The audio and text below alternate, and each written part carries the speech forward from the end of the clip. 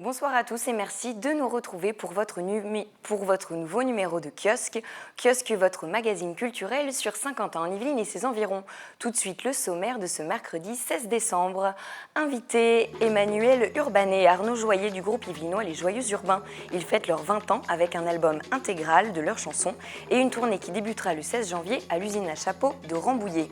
Mardi 15 décembre avait lieu la soirée d'inauguration des médailles du roi à la librairie des Princes du Château de Versailles, un partenariat entre la maison Artus Bertrand et le Château de Versailles pour présenter une collection de 17 médailles inspirées des collections d'époque.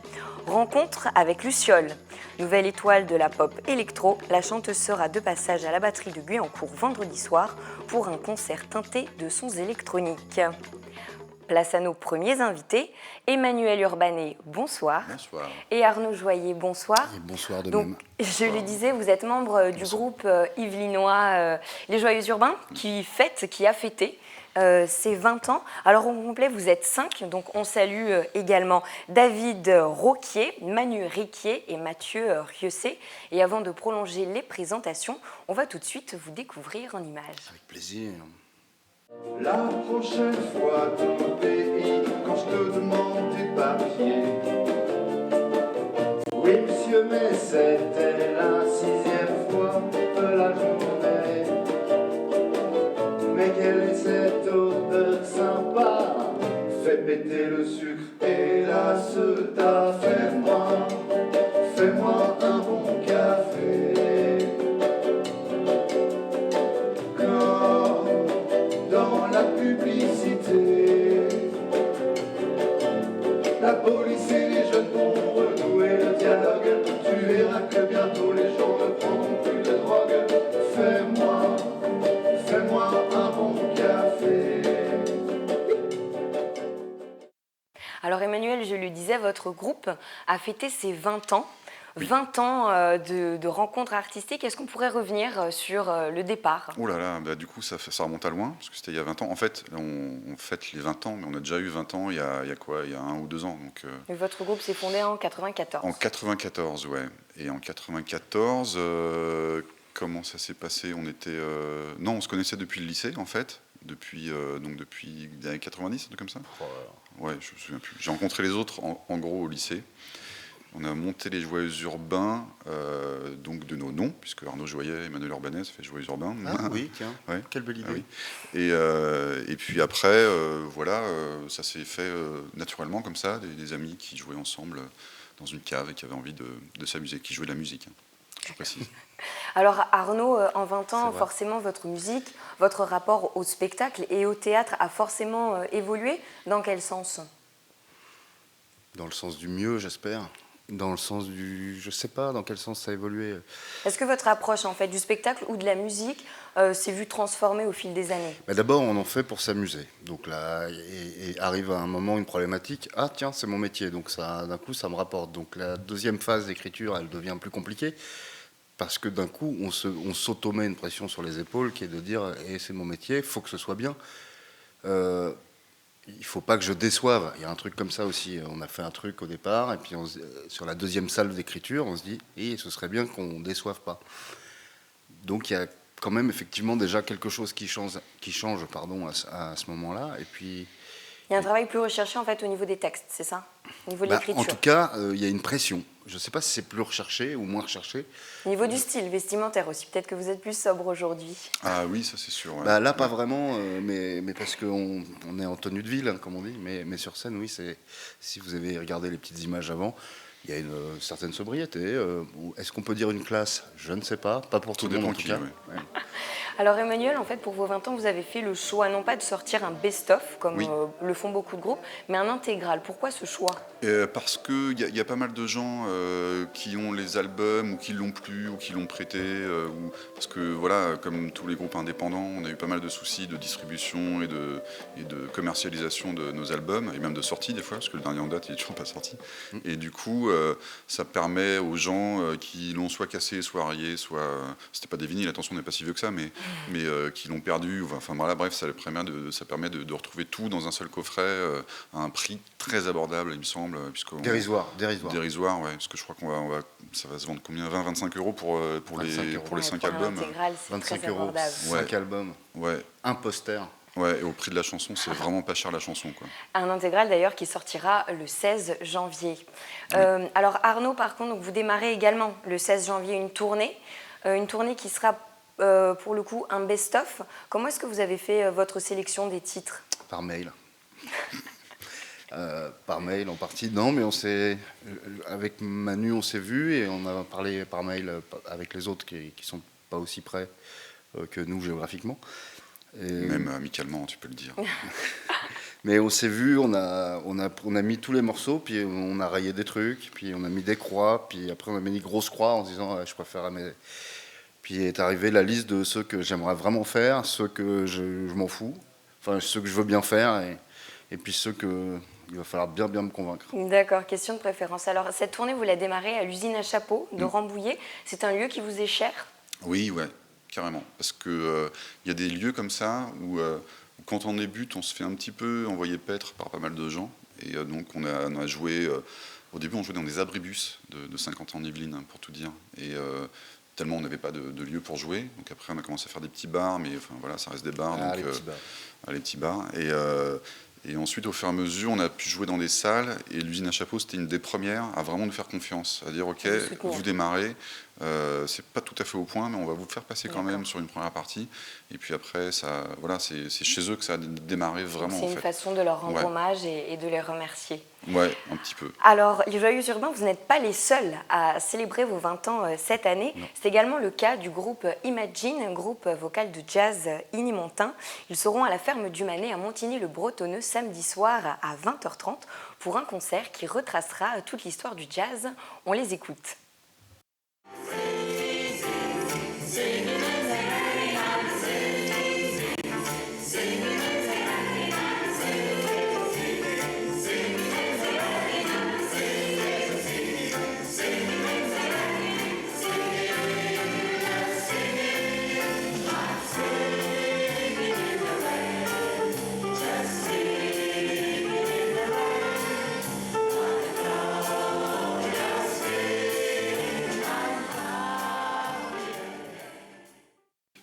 Emmanuel Urbanet, Arnaud Joyer, merci d'être venu sur notre plateau aujourd'hui. Et je rappelle que votre intégrale sort le 16 janvier prochain, date également du début de votre tournée qui se fera à l'usine à chapeaux de Rambouillet et répétition générale vendredi soir au Scarabée. Si vous nous loupez à l'usine à chapeaux, on sera à la Selle Saint-Cloud, à la MJC, la cabane à boucan, le 19 mars. À Paris aussi. Et au point virgule à Paris, si vous avez le courage d'aller jusque-là. Très bien, les rendez-vous sont pris. Et on poursuit cette émission avec l'inauguration du cabinet des médailles du roi à la librairie des Princes du Château de Versailles, mardi 15 décembre, un partenariat entre la maison Artus Bertrand et le Château de Versailles pour présenter une collection de 17 médailles inspirées des collections d'époque, images de Patrick Jacques de Dixmude. Du sésame pour entrer dans les jardins du Trianon sous Marie-Antoinette aux décorations officielles des Jeux Olympiques, les médailles ont toujours été des témoignages de l'histoire. Frappées, poinçonnées, dorées et patinées, les médailles arborent différentes fonctions depuis l'Antiquité. La médaille avait plusieurs symboles, si je puis dire. D'abord, c'était une manière assurée de pouvoir transmettre son image à la postérité, parce que c'était de préférence dans un matériau inaltérable. Ensuite, la médaille pouvait être un outil de propagande, à partir du moment où vous mettez en avant vos victoires, votre famille. Et c'est également donc outil de propagande complémentaire, sachant que les médailles, notamment les médailles en or, servaient de cadeaux diplomatiques. Louis XIV, fervent collectionneur de médailles, pour glorifier son règne, avait même aménagé son cabinet des médailles au château de Versailles en 1684. Celui-ci aujourd'hui disparu, le château a eu l'idée de s'associer à la maison Artus Bertrand pour lancer une collection de 17 pièces. Hier avait lieu dans la librairie des Princes du Château l'inauguration de cette collection. Nous, on est passionnés de médailles. On avait depuis longtemps lu toute la littérature autour du cabinet des médailles du roi. Louis XIV était un grand collectionneur. Et on est attaché à cet art de la médaille. On avait proposé au château de Versailles de reproduire pour le château des médailles déjà anciennes ou existantes dans les fonds du château et aussi en inventer. On essaie de faire en sorte qu'avec le château, on puisse rayonner un peu à l'étranger et puis avoir quelques ressources complémentaires. Et l'idée, c'était justement de reprendre des médailles et puis de les commercialiser. Vous avez dans tous les lieux historiques des petites médailles à vendre, pas chères, mais pas forcément de très bonne qualité et sans forcément un grand lien historique. Un moyen de créer des ressources pour entretenir le château de Versailles tout en développant l'économie des entreprises du patrimoine telles que la maison Artus Bertrand, des maisons qui, sans toutes les commandes de restauration, seraient amenées à péricliter. Et viennent de nous rejoindre en plateau Luciole, artiste, auteur, compositeur, interprète, nouvelle étoile de la pop électro-poétique, vous me précisiez, et c'est J. Dubreuil. Alors mesdames, à toutes les deux, bonsoir. Bonsoir. Luciole, c'est un vrai plaisir de vous retrouver ce soir, car je sais que vous êtes très prise, vous avez entamé une tournée à travers la France et sur Paris. Alors, vous venez de sortir également en mars dernier un album qui s'intitule « Une ». Je propose qu'on en découvre tout de suite un extrait. Je ne suis pas plusieurs, je suis une. J'ai fait 2-3 erreurs, quelques-unes. Je sors la nuit, fond dans la brume et poursuis mon chemin de fortune. Je ne suis pas plusieurs, je suis une. Pourquoi changer? Est-ce que j'ai tort? Je veux crier mais rien ne sort. Alors, Luciole, le titre de votre album, « Une », il est particulièrement symbolique pour vous, expliquez-nous. Oui, il est symbolique parce que, bon, déjà, c'est le titre d'une chanson, et donc c'est vrai que souvent, quand on choisit un titre pour son disque, on va aller d'abord regarder quelles sont les chansons qu'on a écrites et quels sont les sujets. Et finalement, je trouvais que cette chanson résumait bien la totalité du disque, qui était l'idée de rester entier, de rester un, de rester une, de s'assumer comme on est, avec ses qualités, ses défauts. Quand on est en pleine mutation, quand on passe de la jeune fille à la femme, on est en chantier, en construction, et forcément, on fait des choix qui sont bons ou mauvais. Et l'idée, c'est de les assumer toujours, de rester toujours une, entier. Alors justement, je vous présentais comme la nouvelle étoile de la pop électro, parce qu'on retrouve en fait des sons électroniques, mais que vous mêlez également à des guitares acoustiques, à des chœurs et à du saxo, mais vous accordez justement une importance au texte. Il y a des vraies chansons de texte que vous composez toutes. Oui, le texte est vraiment le point de départ, la matière première.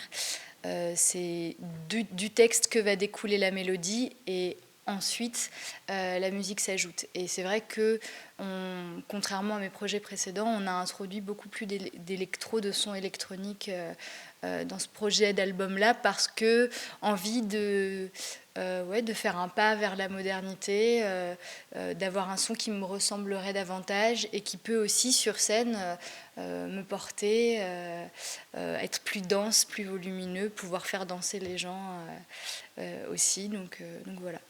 Parce que, donc on ne l'a pas précisé, mais c'est votre deuxième album. Il y a d'abord eu un premier album, un EP. Et donc là, ce deuxième album, donc vous écrivez tous vos textes et en fait, il retrace une sorte d'autobiographie, d'introspection, de témoignage. Oui, je sais écrire que sur ce qui me touche. Je ne saurais pas inventer des histoires. J'ai besoin de regarder ce qu'il y a autour de moi, le temps qu'il fait, les gens qui m'entourent, ce que je peux ressentir, et puis le transposer en mots, en essayant de faire en sorte de rester suffisamment ouverte pour que les gens puissent se reconnaître et par le prisme de leurs histoires, se les approprier. Et ça marche d'ailleurs plutôt bien pour vous, parce que la presse, en tout cas, vous reconnaît un vrai talent. Et vous avez donc entamé une tournée de par la France et sur Paris, et vous serez à la batterie de Guyancourt vendredi soir à 20h. Qu'est-ce que vous allez présenter? L'ensemble de vos titres? Je vais présenter principalement des titres issus du dernier album, avec un ou deux titres, un ou deux morceaux en plus, notamment un tout nouveau titre qui figure dans le dernier album de Grand Corps Malade qui vient tout juste de sortir, et donc que j'ai intégré à mon spectacle parce que c'est la dernière chanson en date écrite, et que un spectacle, ça se modifie toujours, et l'idée c'est de coller à ses envies. Donc voilà, mais oui, ça va être 1 heure en coplateau avec également Bertrand Belin. Donc je pense que ça va être une belle soirée, j'espère que les gens seront embarqués dans ces deux univers-là très différents. Et que ça leur plaira. Sans aucun doute. Alors on va justement s'embarquer pour un univers un petit peu différent, avec une exposition qui est actuellement présentée au Conservatoire des Arts de Montigny-le-Bretonneux. Les Inimontins, écoles, collèges et centres de loisirs, étaient invités à participer au concours Arts et Mots jusqu'au 30 novembre. Chacun était libre de proposer une création sur des supports et matériaux laissés à la discrétion des concurrents. Une seule contrainte, proposer une création sur le thème de la liberté. L'exposition est présentée donc au Conservatoire jusqu'au 19 décembre.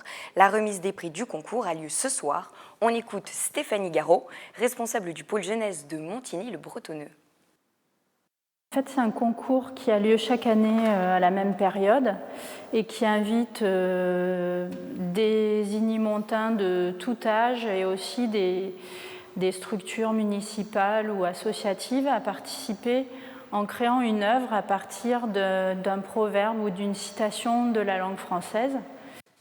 Alors on poursuit cette fois-ci avec une autre exposition, la vôtre, c'est J. Dubreuil. Vous utilisez, alors vous avez pour vous présenter fait les beaux-arts, et puis vous avez, il y a quelques années, vous avez décidé à votre tour en fait d'enseigner les arts plastiques. Oui. Donc vous êtes devenu professeur, vous utilisez toutes les techniques à l'eau, encre de Chine, gouache, aquarelle, sur des formats allongés. Il y a une vraie volonté d'utiliser ces formats. Oui, complètement. Et puis les techniques aussi, des techniques légères. Mais transportable, voilà. Parce que vous expliquez justement un rapport à la liberté, pas de contraintes, rester nomade. Oui, voilà. Et ces formats allongés, c'est justement pour recréer un espace-temps particulier. Oui, c'est l'idée de temporalité dedans. Ouais. De permettre une lecture. Il y a un déroulement en fait. Et donc, en fait, on le voit à l'écran, vous proposez comme des frises, donc c'est une réflexion autour du déploiement du corps dans l'espace. Oui, je suis en train de regarder. Oui, c'est vous en êtes l'auteur. Et pourquoi justement proposer cette réflexion autour du déploiement du corps dans l'espace? Qu'est-ce que ça symbolise pour vous? C'est surtout au niveau de la boîte aussi. En fait, les boîtes, c'est un peu mystérieux, il peut y avoir des secrets. Et en fait, quand on ouvre ces corps qui sortent, des danses de vie, mais ça peut être aussi des révoltes, des errances. C'est un rapport au mouvement qui est important. Oui, et puis de groupements éphémères aussi. Les groupements éphémères m'intéressent particulièrement, que ce soit des musiciens, des objets aussi, des théâtres d'objets, voilà. Et vous accordez une importance, comme Luciole, importante à la lecture, aux mots. Et pour vous, c'était justement important d'être exposé au sein d'une médiathèque. Pourquoi? Le rapport au livre, je trouve ça très important. C'est un espace de méditation aussi, la bibliothèque. Ça permet je vous en parlais, là, des voyages immobiles, de se retrouver aussi. Et tous les âges, alors ça m'intéresse aussi particulièrement. C'est tous les âges, les enfants, voilà. Et ça, c'est vraiment intéressant. C'est un carrefour, quoi. Un carrefour. Et également, vous avez de là un rapport particulier à l'art, un rapport très conscient. Vous disiez qu'en fait, c'était une façon de s'inscrire dans l'histoire. On parlait ensemble des peintures de Lascaux. Parce que la peinture, justement, permet de garder une trace au travers de l'humanité, d'avoir un rapport à l'autre. Complètement. Et puis aussi, en fait, on peut s'apercevoir aussi que des êtres humains qui sont morts il y a longtemps sont peut-être quelquefois beaucoup plus proches de vous que des gens vivants. Ça, c'est assez étonnant. Un peu le dialogue à travers le temps. Ça m'intéresse, oui, particulièrement. Oui, c'est vrai que la découverte des peintures rupestres, ça a été pour moi un grand choc, quoi. Une rencontre. Ouais. Je vous vois hocher la tête, pardon, Luciole, c'est parce que vous partagez ce même rapport à l'art? Je ne sais pas si je partage ce même rapport-là, parce que chaque artiste qu'il soit peintre, musicien, comédien, lit forcément. Il y a forcément un lien étroit qui se crée entre sa façon de le voir et de le vivre, mais je trouve ça juste intéressant parce que j'aime entendre un artiste parler de ce qu'il aime et de... C'est son décryptage de l'art, son décryptage du monde. C'est des sensibilités, en fait, donc je hoche la tête parce que je trouve ça toujours intéressant de voir quelqu'un parler de ce qu'il passionne, en fait, tout simplement. C'est différent et en même temps... enrichissant. Oui, et puis c'est semblable parce que c'est ce qu'on aime faire et que c'est ce qui nous anime. Voilà. Luciole, C.J. Dubreuil, merci d'être venue sur notre plateau aujourd'hui. Alors je rappelle que nous pourrons retrouver Luciole sur la scène de la Batterie vendredi soir à 20h pour un concert et l'exposition de C.J. Dubreuil à la médiathèque de Voisins-le-Bretonneux jusqu'au 5 janvier. Vous avez toutes les vacances donc pour en profiter. Et comme chaque semaine, votre rubrique cinéma, bien sûr, alors avec aujourd'hui la sortie nationale du Réveil de la Force, dernier Star Wars. Tout de suite, vos réactions au micro de Jérémy Quesada. Scotché au fauteuil pendant 2h15, voilà. Super moment. C'est énorme, et puis il y a 40 ans de souvenirs là, qui remontent, voilà. Franchement, c'était impressionnant. Puis il y a eu beaucoup à la fois du nouveau et puis à la fois non, franchement, c'était super bien. Je suis pas du tout déçu par rapport au film, c'était vraiment très bien. Allez-y. Trop de clichés et de copier-coller peut-être des autres. Un peu comme dans le même esprit qu'ils ont fait Jurassic World avec les anciens Jurassic Park. Ils ont réussi à trouver un scénario qui nous tient en haleine et c'est vraiment dans la suite du retour du Jedi, on s'y retrouve complètement. Bien sûr, il faut des repères comme pour se recaler, ça fait 30 ans le retour du Jedi, mais à conseiller. Je trouve qu'il y avait un peu de répétition en fait par rapport aux anciens Star Wars. Enfin, il y a eu pas mal de clins d'œil, mais en général, il était bien. Un très bon rythme, beaucoup d'action, on ne s'ennuie pas pendant le film, c'est un bon film. Toujours pour votre rubrique cinéma, cette semaine, c'est Bertrand Pigné du cinéma Les Yeux d'Elsa de Saint-Cyr-l'École qui vous donne son coup de cœur. Aujourd'hui, en ce 16 décembre 2016, alors que la force se réveille partout sur la France, au cinéma Les Yeux d'Elsa, notre coup de cœur ne va pas être Star Wars, le réveil de la force, parce que nous ne l'aurons qu'à partir du 30 décembre, pendant les vacances. Mais c'est un autre film, un film que nous avons déjà passé une semaine et que nous continuons à soutenir. Le film s'appelle L'Hermine. C'est un film de Christian Vincent, réalisateur assez reconnu dans le monde du cinéma français, qui met en scène Fabrice Lucchini et Sitze Babett Knudsen, qui est une actrice norvégienne qu'on a pu voir dans la série Borgen. Le film s'appelle donc L'Hermine. Évidemment, il nous parle d'un tribunal, d'un président de tribunal joué par Fabrice Lucchini, et qui re-rencontre à l'occasion d'un jury d'assises une femme pour laquelle il a eu un coup de foudre et qui, elle, n'avait pas répondu à son coup de foudre à ce moment-là. Le film va donc mêler et cette histoire d'amour manqué, ce rendez-vous manqué, cet acte manqué, et puis un grand film de tribunal, un grand film qui va nous raconter ce qu'est la réalité d'un jury d'assises pour l'occasion d'une affaire un peu grave, puisqu'il s'agit d'une mort d'enfant. Mais c'est un film d'une très grande beauté. Il a été présenté à la Mostra de Venise cette année, il a gagné le prix du scénario, et c'est très mérité, parce que c'est décrit d'une manière très très belle. Et puis Fabrice Lucchini y a gagné le prix d'interprétation masculin. On aime ou on n'aime pas Fabrice Lucchini, il en fait parfois trop. Là, il est d'une sobriété absolument fantastique, il est très très bon. Pourquoi vous n'avez pas répondu à ma lettre? C'était difficile pour moi de... Qu'est-ce que tu veux que je réponde? Que je te manquais, je crois. Que je te manquais beaucoup. C'est un film très touchant, très intelligent et qui vous touchera forcément. Alors je vous invite à le retrouver encore cette semaine au cinéma Les Yeux d'Elsa et puis d'attendre encore 3 semaines pour retrouver celui-là.